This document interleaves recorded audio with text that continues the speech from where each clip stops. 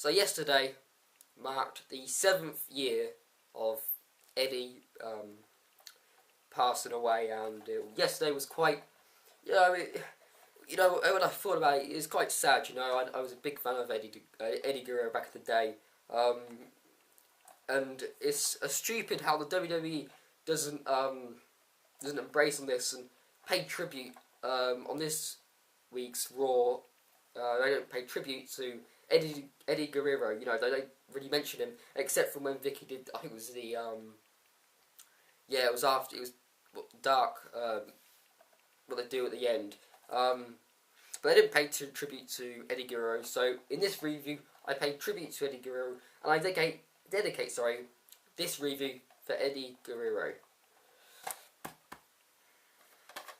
Right. So welcome guys, and welcome to this Raw review starring me, Azzgeek.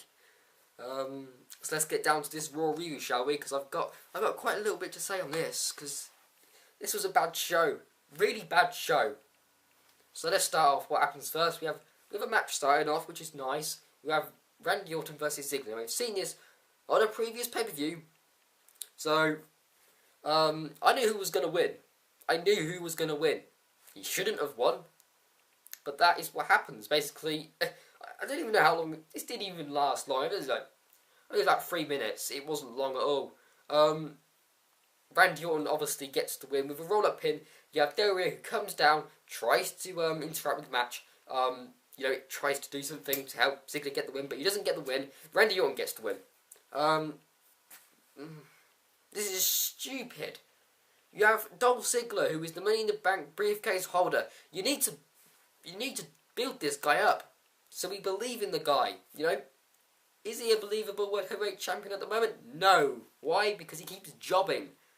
He should be, getting these wins over these bigger names, shall we say? Because Randy Orton is quite a big name in the WWE, whether I like it or not, because I don't like the guy. But whether I like it or not, he is a big name in the WWE, and Ziggler should have got the win. And it lasted for 3 minutes. Way to bury a talent there. Then after that, you have Ziggler and Del Rio beating up on Randy Orton, sorry. And then you have Kofi Kingston, who then comes down, and I knew what was going to happen. You have Teddy Long, who comes down, and you obviously know what's going to happen. Where is the surprise factor? The surprise factor. Where is that? I remember back in the day when they had the surprise factor, and you didn't know what was going to happen. But in this segment just completely, showed that there is no surprise factor right now. Okay, maybe this just summed it up. Okay, tag match. Here we go. Dolph Ziggler and Del Rio get the win, which is good. But I don't understand why they had the first match in the first place. They should have just booked the second, the tag team match, because you just made Ziggler lose, and it didn't mean anything. It just shows that Randy Orton has to have his moment, doesn't he? He has to have his moment in every event. It's stupid, really stupid. But it's building up to the Survivor Series traditional tag match what we'll be having. So after that, we have more crap, which is the AJ scandal. I don't think anyone really gives a damn about this. I've been on the on the internet. No one cares about this. Everyone is saying that this is taking away TNA's idea with the AJ and I forgot her name, but you know what I'm on about. Christopher Daniels and Kazarian. The name will come soon. The name will come soon, and no one cared about that. I didn't care about that. I think it's stupid. The baby stuff. Being I'm pregnant. No one cares. So basically, you have Vicky and Ziggler talking. So it's more screen time for Ziggler. I mean, you have quite a bit of screen time at this, to start the show. I'll tell you that. But so it's still going on the screen time, and then you have AJ. Well, she gets AJ to come down. Then we have more evidence, which obviously isn't evidence. It's fake evidence that there's a voice call to make this story more believable. No one believes in it. No one believes in it. You then have John Cena who comes down. AJ slaps Ziggler, then takes a punch from John Cena. That's twice in the show that they have had to bury Dolph Ziggler. Oh, well done, WWE. Well done for building up a guy. Great work. I know a lot of people were really behind Ziggler, and to be honest, I like the guy. You know, he has got some good talent. Can't take that away from him. But what the WWE are doing to him right now, damn it, they're putting him down, and I hate it. Even though he is the Money in the Bank briefcase holder. But what is he doing right now? He is jobbing to everyone. So after that, we then have William Regal versus Big Show. Now, this is really nice to see William Regal on the show. I was quite a big fan of William Regal back in the day. He is British. I am British. So, yes. that explains. Same with Wade Barrett. But I am really behind him. We didn't see him on the show, by the way, which would really, well, did we see him on the show? I can't even remember. But he wasn't in a match. He didn't have much screen time if he was on the show. Sucks. You then have Big Show who gets the win, obviously. And he wants to do the WMD on William Regal, but guess who comes down? Bro kick time, baby. He didn't do the bro kick, actually. He did not do the bro kick. But he comes down, beats up on Big Show. Big Show flees away like a coward heel. Because we've never seen that before, have we? Oh. Yeah. You have a star like Big Show who's a giant running away from Sheamus. Just can you make something more believable, WWE? Oh. Then after that we have Caitlyn versus Layla. Eve joins commentary. Caitlyn wins. She's going to Survivor Series to face Eve for Divas Champion. And I don't think anyone cares. So after that we then have something which people did care about, and that is Joe the King Lawler returning. It's nice to see. It's good that he's recovered, you know. Really good that he's recovered. He comes down, does a bit of an emotional speech, quite emotional, yeah. Thanks to the WWE Universe for supporting him. You then have Punk who comes down. So he's interfered. He comes down to Jerry, and this has sparked quite a lot of conversation in YWC, which I have seen. Basically, Paul Heyman pretends to have a heart attack, and CM Punk's playing along with that. Now this has brought up a lot of controversy, I tell you, because people, you know, are getting offended by it. People saying it's good TV, it's good that CM Punk's getting the heel heat, which he is. Okay, you can't take that away. He is getting heel heat, but should they have done this? It's quite offensive. I mean, I'll tell you something now that, like, basically I've experienced something quite like this. My granddad, he had something to do with that. Luckily, he survived, and yeah, it's fantastic that he's alive right now. Really, really fortunate about that. Really am. So yeah, it's quite offensive. I did. In my opinion, because of what's, you know, from what past experience, it was kind of offensive. And I get that people were saying, you know, it's edgy TV, it's getting CM Punk heel heat, which he is, you know. It's just getting a lot of talk about this. It really is getting a lot of talk.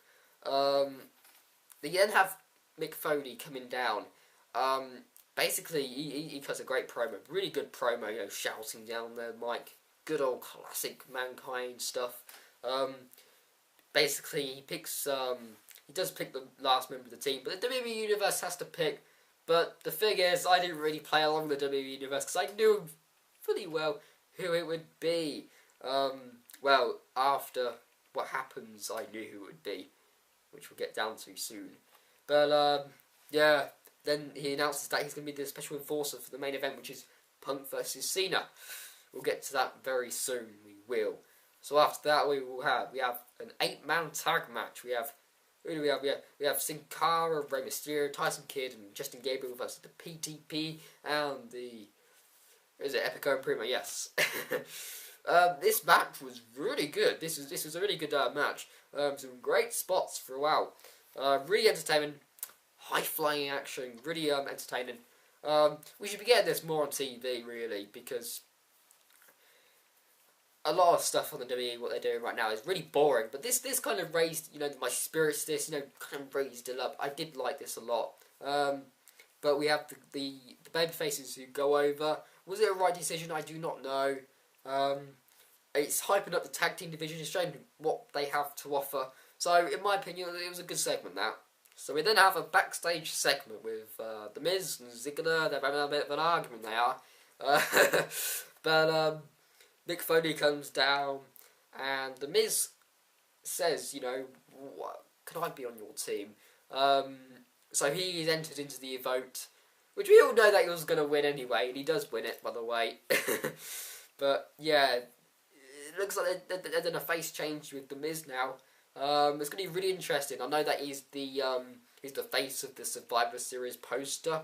I remember last year at Survivor Series that they actually, it's quite strange because last year at Survivor Series, didn't they blame The Miz because it got low ratings? It sounds a bit suspicious in my opinion. So after that we have Tensai versus Truth, and we have Antonio Cesaro joins commentary, comes down talking trash about R-Truth, and R-Truth gets the win. It's kind of funny because I remember when Tensai used to beat John Cena clean. I remember when he beat John Cena clean, I really do. But just got away from that now, haven't they? Oh, it makes me laugh. It really does. It's stupid. But they're hyping up R-Truth versus Cesaro, Antonio Cesaro, Survivor Series, which I don't think many people care really because it just hasn't got much screen time, has it? So after that we have something which I was looking forward to. I was looking forward to going to this Raw. We have Ryback versus Brad Maddox. So if Brad Maddox wins, he gets to go on WWE, and yeah, $1 million I believe he gets. You have the ambulance who comes out, the EMTs and referees, trainees, yes, they come down. It's kind of making the match a little special, but the match wasn't even that really good. Obviously it wasn't going to be like that, but it just flopped in my opinion. I thought something big might happen here, but nothing happened. Ryback gets the win. A clean win. Puts him in the ambulance, and that's it. Done and dusted. I don't get it, because I just thought they could have played upon this. Played a bit more to this. It didn't do anything, really. It just didn't do anything. Just sitting there. And I was thinking maybe something, interference. Brock Lesnar, maybe Brock Lesnar might appear. Beat down Ryback, or something like that. I don't know, but it just flopped. It just flopped. Went down. It's rubbish. Really bad. So after that, you have Sheamus versus Otunga. How many times have I seen this? And how many times have I seen the damn finish? Bro kick gets the win. Big Show appears on the screen. WMD on Regal. How many times have I seen Sheamus versus Otunga? I've seen it quite a few now, and it's just crap. I don't want to see multiples and multiples of matches which on free TV, which I've seen. I keep seeing it. It's just repetitive, okay? Really repetitive. You're replicating all the matches, the same results as well. This even happens in the main event as well. So after that, we have Road Scholars versus Kane and The Miz.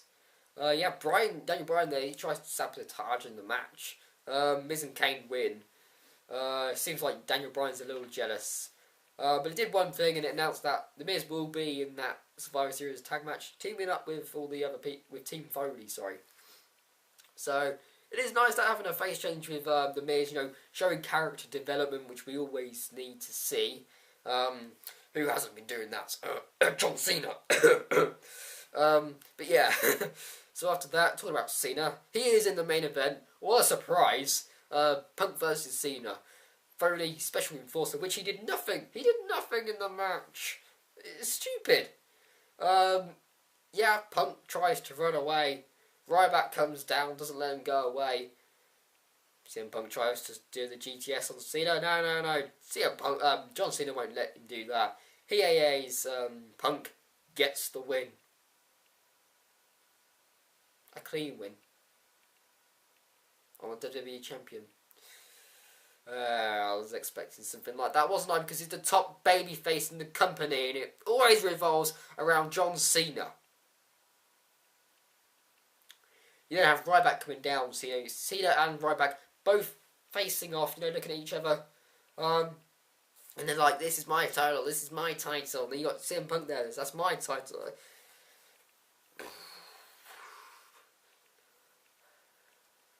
This is your go-home show, WWE, on Raw. Go-home show, Raw. Okay, you're leading up to one of the biggest pay-per-views of the year. One of the 4, by the way, Survivor Series. We have seen some memorable moments at Survivor Series. We've seen some great builds towards it. But this is outrageously bad. This sucks, okay? I have had enough now of the crap I am getting on my TV. And the lead up to one of the biggest pay-per-views of the year. Survivor Series. Ugh, it annoys me a lot, I tell you that. What a crap ending. What a complete crap ending. Mick Foley, he didn't do anything in the match or anything. He didn't have any involvement. It kind of annoyed me, that. It really annoyed me, that. And then you have Ryback and John Cena facing off together, holding that WWE title by them, well, with each other, because they can't hold it up. I'm joking, by the way. But, for God's sake, we've seen this before. We have seen that before. Wasn't it last week on Raw? We saw Ryback and John Cena looking at each other. Oh, wait, I bet Hell in a Cell Survivor Series, when we see them facing off again. Oh, we'll just look at each other, shall we? Not fight. Let's not do anything but look at each other. What crap? What complete crap was that? I've had enough of the crap you're giving me. Sucks. Just sucks, this Raw. In a whole, this Raw was bad. Really bad. Go-home show as well. You're meant to have something, maybe, to proper spark up Survivor Series. Get us interested in that product. I'm going to be buying Survivor Series. Yeah, £15 on something which I don't have much information about. And they've messed up the Survivor Series build as well with the stupid, Vince shooting. He was shooting, by the way. Vince shooting, we're going to have a triple threat match instead of the traditional tag match at the main event. Why not do that beforehand? You could have then built it up, have another week on it. Crap. Just bad. Really, really bad. You look at TNA right now. Look at how much better that is right now. I was the other day. I was sitting down. I think I was on the Xbox, and I was thinking. I thought to myself, why am I not doing TNA reviews? And I really do not know why. Because TNA much better right now. I know I've only been watching TNA for about a year now. I've been watching TNA for about a year now. So I don't know too much, about all the history. I know quite a little bit. But I tell you now, TNA is much better WWE than WWE. I'm sure there's a lot of people out there who actually agree with me. TNA actually, take on some challenges. They actually go and prove. They go and prove, don't they, what they can do, what they can offer. They take chances.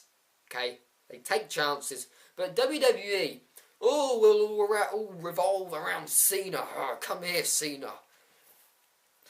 It's sad. It really is upsetting sometimes. But remember, that has been your Raw review. So I hope you enjoyed. Yes, I wasn't. Towards the end, I got a bit frustrated, but I had to unleash my bloody frustration. God damn it! And remember, rest in peace, Eddie Guerrero. You were dearly missed, definitely.